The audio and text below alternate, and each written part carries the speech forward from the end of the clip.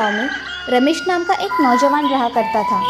रमेश लोगों की यहाँ मजदूरी करके अपना गुजारा किया करता था। उसके घर में कोई व्यक्ति ना होने के कारण उसे हमेशा अकेलापन खाया करता था, मगर वो बाहर की दुनिया देख हमेशा खुश रहने की कोशिश किया करता था। एक दिन रमेश काम से घर लौट रहा था, तभी उसे सेब के पेड़ों का खेत दिखाई दिया। रमेश को सेब देख उसे खाने की बड़ी इच्छा हुई, मगर उसके पास पैसे ना होने के कारण रमेश एक जगह खड़ा होकर उसे देख रहा था। तभी उस खेत का मालिक रमेश से, कौन हो तुम और मेरे सेब के पेड़ों को ऐसे क्यों देख रहे हो? सेठ, मुझे बहुत भूख लगी है, क्या मुझे एक सेब खाने को मिलेगा? यहाँ तुम्हें क्या धर्मशाला दिखाई दे रही है क्या? चलो, एक भी सेब नहीं मिलेगा तुम्हें। नहीं सेठ, मैंने सिर्फ आपसे पूछा। यहाँ कुछ नहीं मिलेगा तुम्हें, चलो जाओ यहाँ से जल्दी। रमेश बड़े दुखी मन से वहां से चला जाता है और मन में सोचता है, क्या जमाना आया है, पैसा नहीं तो कोई खड़ा भी नहीं करता, इंसानियत नाम की तो कोई चीज ही नहीं है।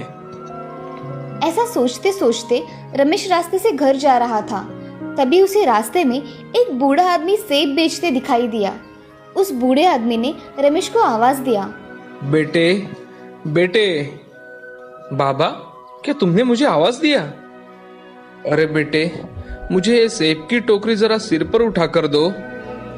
बाबा, आप इतना बोझ कैसे उठा पाएंगे?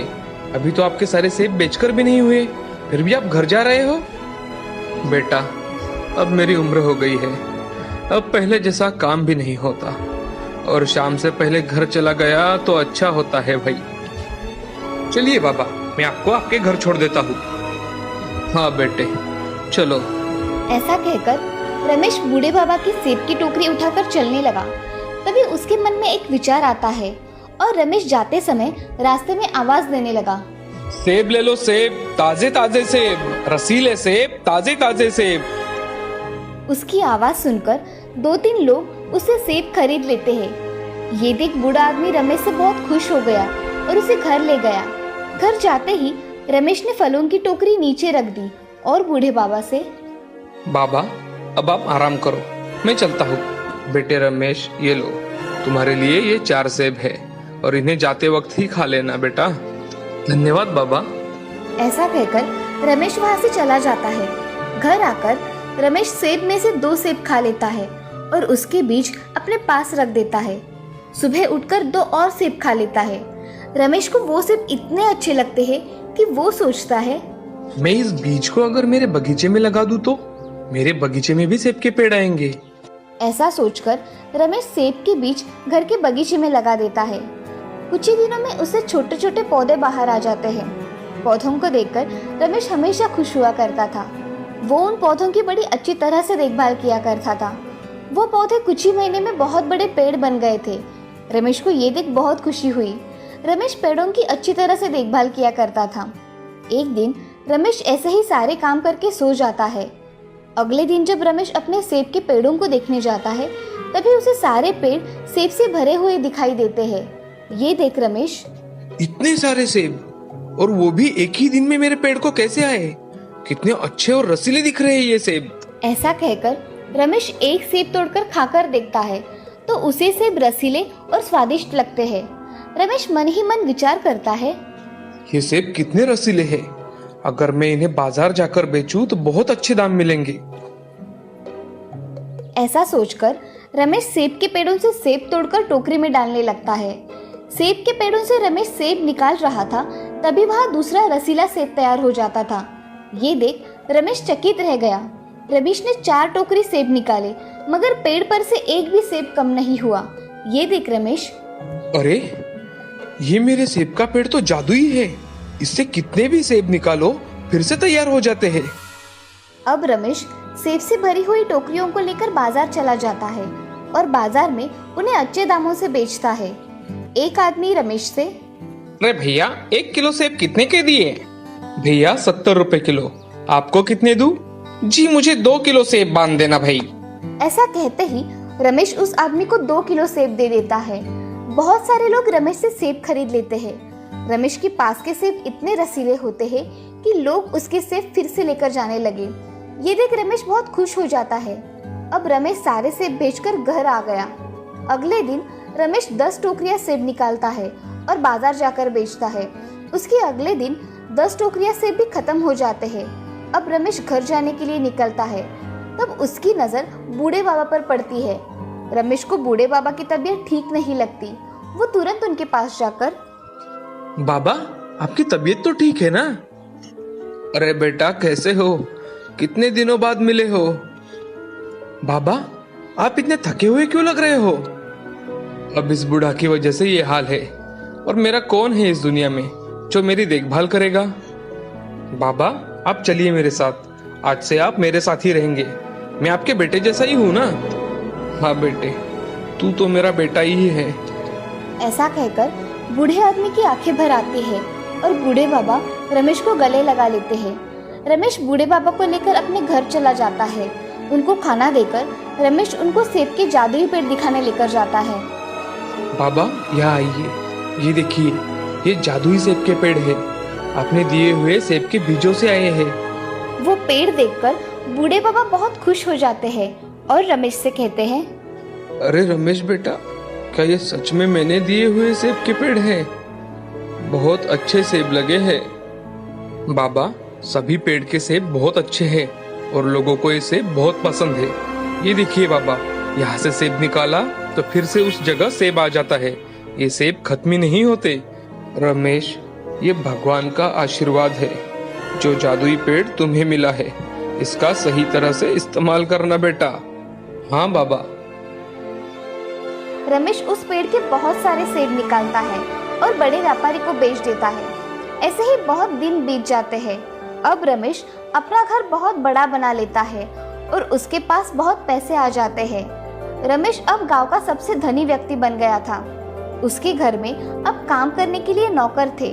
अब एक दिन बूढ़े बाबा रमेश से, रमेश बेटा, अब तुम अच्छी लड़की देखकर शादी कर लो। बाबा, इतनी जल्दी भी क्या है? रमेश बेटा, मेरे नजर में एक बहुत अच्छा रिश्ता है। मैं चाहता हूँ तुम वो लड़की देख लो। ठीक है बाबा, आप कहते हैं तो मैं जरूर देख लूंगा। ऐसा कहकर रमेश अगले दिन उस लड़की को देखने चला जाता है। रमेश को लड़की बहुत पसंद आ जाती है। कुछ ही दिनों में रमेश की शादी सुधा नाम की लड़की से हो जाती है। सुधा शांत स्वभाव की होने के कारण वो अच्छी तरह से घर संभाला करती थी। अब रमेश, बूढ़े बाबा और सुधा खुशी खुशी रहा करते थे। रमेश जादुई सेब के पेड़ की सहायता से गांव के गरीब लोगों की मदद किया करता था। इस कहानी से हमें ये सीख मिलती है कि जिंदगी में अच्छे कर्म करने चाहिए, कभी भी किसी का अपमान नहीं करना चाहिए, हमेशा दूसरों की मदद करनी चाहिए। सुंदरपुर नाम के गांव में एक सुशीला नाम की औरत रहा करती थी। उसको एक बहू थी जिसका नाम था राधा। राधा को एक श्वेता नाम की बच्ची थी। उसे स्कूल में छोड़ने तथा घर के सारे काम राधा ही किया करती थी। बाजार से सामान लाना, ऐसे छोटे मोटे काम तो वो आते जाते कर लेती थी। सुशीला अचार पापड़ और दही बेचने का व्यवसाय किया करती थी। उसका लड़का सुधीर खेत में काम किया करता था। उसके यहाँ एक गाय भी थी। उसी गाय के दूध से सुशीला दही बनाती थी और बेचती थी। सुशीला का धंधा बहुत अच्छी तरह से चल रहा था। उसके यहाँ एक दिन गांव का एक आदमी आता है। वो सुशीला से, सुशीला बहन, मुझे तुमसे कुछ काम है, जरा बाहर आना। अरे रघु भाई साहब, आइए ना, इधर कैसे आना हुआ? बहन, मेरे बिटिया की शादी है तो मुझे 5 किलो अचार और 5 किलो पापड़ लगेंगे। मिलेंगे ना शादी तक? हाँ, मिल जाएंगे। दही भी अच्छा है मेरे घर का, मेहमान उंगलियां चाटते रह जाएंगे। हाँ, वो तो पता है बहन। दही में शादी के दिन लेकर जाऊंगा, ठीक है? ठीक है भाई साहब, आपके पापड़ कल ही बना के रखूंगी और अचार भी साथ में बनाकर रखूंगी। आप कल आकर लेकर जाना। ठीक है सुशीला बहन, ये लीजिए आपका एडवांस। मैं कल आकर अचार और पापड़ लेकर जाऊंगा। जी। ऐसा कहकर रघु वहाँ से चला जाता है। रघु जाते ही सुशीला काम करने लग जाती है। उसके पास अचार था मगर उसे पापड़ तैयार करने थे, वो भी एक दिन में। इसीलिए वो जल्दी जल्दी में पापड़ का आटा बनाने के लिए लग जाती है और वो उस दिन राधा की मदद लेने की सोचती है। सुशीला राधा से, राधा। हाँ माँ जी। जरा इधर आना, मुझे ये पापड़ का आटा गूंदने में मेरी मदद करो। हाँ माँ जी, अभी आई। ऐसा कहकर राधा सुशीला के पास चली जाती है। राधा देखती है कि सुशीला पापड़ के आटे में मसाला थोड़ा कम डाल रही है। तभी राधा सुशीला से, माँ जी, पापड़ के आटे में मुझे लगता है कि मसाला थोड़ा कम हो गया है, थोड़ा और डालिए ना। अरे नहीं बहू, इतना ही ठीक है, ज्यादा डाला तो हमें वो कितने में जाएगा? मगर माँ जी, हम उसके पैसे लेते हैं, ग्राहक हमें पूरे पैसे देते हैं, तो हमें भी हमारा माल अच्छा देना चाहिए ना। अरे राधा, तू मुझे मत सिखा, मैं मेरा काम अच्छी तरह से जानती हूँ, समझी? ऐसा कहकर राधा भी आटा गूंदने के लिए बैठ जाती है और बाद में उसके साथ पापड़ बेलने बैठ जाती है। काम होने के कारण राधा उठ जाती है। सुशीला थोड़ी देर वहाँ पापड़ बेलती रहती है। सुशीला 5 किलो के पापड़ बेल लेती है और उसे सुखाने के लिए रखती है। तभी राधा सुशीला को आवाज लगाती है, माँ जी, खाना तैयार है, आ जाइए। हाँ आई। सब खाना खाने बैठ जाते हैं। खाना खाने के बाद सुधीर अपने खेत में क्या क्या करना है इसकी बातें करता है और श्वेता अपने स्कूल की बातें बताती है।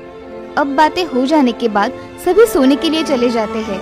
सुबह सुशीला सारे पापड़ जमा करके एक बैग में भर देती है और एक बड़ी बरनी में अचार भर देती है। तभी रघु आकर सुशीला से, सुशीला बहन, मेरे अचार और पापड़ तैयार है क्या? जी भाई साहब, आपके पापड़ और अचार तैयार है, ये लीजिए। ऐसा कहकर सुशीला रघु के हाथों में पापड़ की बैग और अचार की बरनी दे देती है। अब रघु बोलता है, बहन, शादी के दिन में 5 किलो दही लेकर जाऊंगा, आप बना के रखना। हाँ भाई साहब, मैं बना कर रखूंगी, आप किसी को भेज देना दही ले जाने के लिए। जी, ये लीजिए आपके पैसे, मैं चलता हूँ अब। जी। रघु पापड़ और अचार लेकर वहाँ से चला जाता है। इधर सुशीला पैसे देख बहुत खुश हो जाती है। उन्हें लेकर अपने कमरे में चली जाती है। वो पैसे अपने पोटली में रख देती है और दूसरे काम करने लगती है। अब सुशीला हर दिन अपना काम करके पापड़ बनाकर रखा करती थी, मगर सब में कुछ ना कुछ कम डाला करती थी।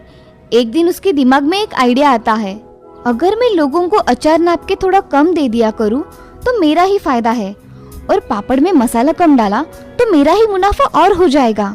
ऐसे सुशीला खुद से सोचकर मन ही मन में ठान लेती है और अगले दिन से वो आने वाले ग्राहकों को कम अचार देने लगी और दही के पैसे भी उसने बढ़ा दिए। अब रघु के घर उसने 5 किलो दही दे दिया और उसने 300 रुपए ही लिए।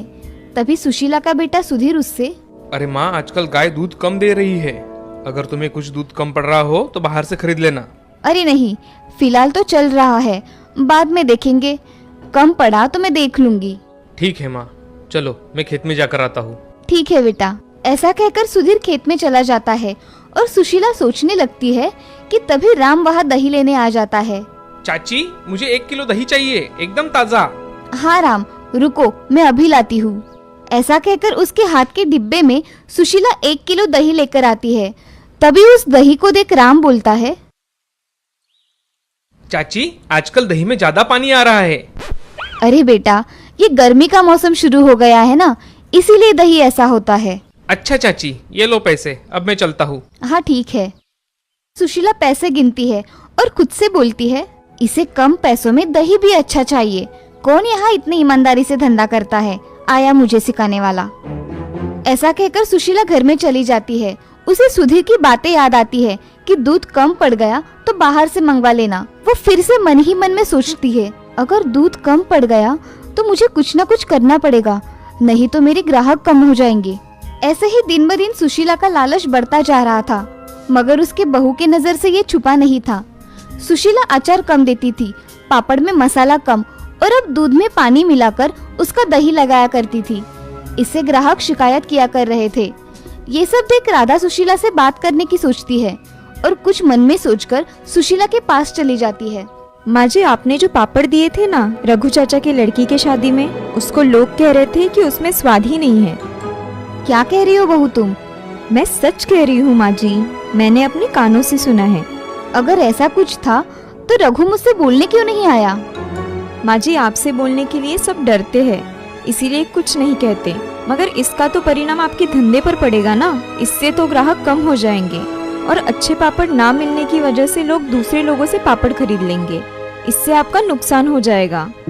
और आपके हाथों में तो कितना स्वाद है ना माँ जी, आप कुछ मिलावट या कम ज्यादा मत कीजिए, पहले जैसे आप बनाती थी वैसे ही बनाइए। हाँ बहू, तुम सच कह रही हो, मगर महंगाई कितनी बढ़ गई है।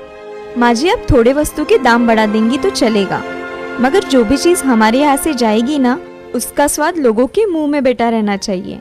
हाँ बहू, मैंने ऐसा कभी सोचा ही नहीं। मैं कम मसाला डाल पापड़ का स्वाद बिगाड़ रही थी। और माँ जी, आपको दूध में भी मिलावट करने की कोई जरूरत नहीं है। ये सोच रहे हैं कि इस गाय का दूध अगर कम पड़ रहा है तो हम दूसरी और एक गाय ले लेंगे, इससे हमें दूध की कमी नहीं होगी। इन्होंने मुझसे आज सुबह ही कहा। बहू, तुम सच कह रही हो। अगर ऐसा हुआ तो मैं अपना काम पूरी ईमानदारी से करूंगी और मेरे पदार्थों का स्वाद भी कायम रखूंगी। आप अब पैसों को लेकर मन में कभी भी लालच नहीं लाएंगी और मैं हूँ ही आपके साथ। हाँ, अब हम दोनों मिलकर अच्छा काम करेंगे और मुझे सही राह दिखाने के लिए तुम्हारा बहुत बहुत शुक्रिया। ऐसा कहकर सुशीला राधा के गले लग जाती है। आज राधा की वजह से सुशीला की आंखें खुल गई थी। अब उसे पता चल गया था कि उसे किस प्रकार से अपने ग्राहकों को सब बताना है और कैसे उन्हें अच्छे पदार्थ बेचने हैं। अब सुशीला के मन में लालच मिट गया था। ये देख राधा भी बहुत खुश हो जाती है। अब से सुशीला ग्राहकों को अच्छे पदार्थ देकर अपना नाम कर रही थी और लोगों के मुंह में तो जैसे उसके पदार्थों का स्वाद ही बस गया था। अब उसने बाद में बहुत नाम कमाया और ईमानदारी से अपना काम किया।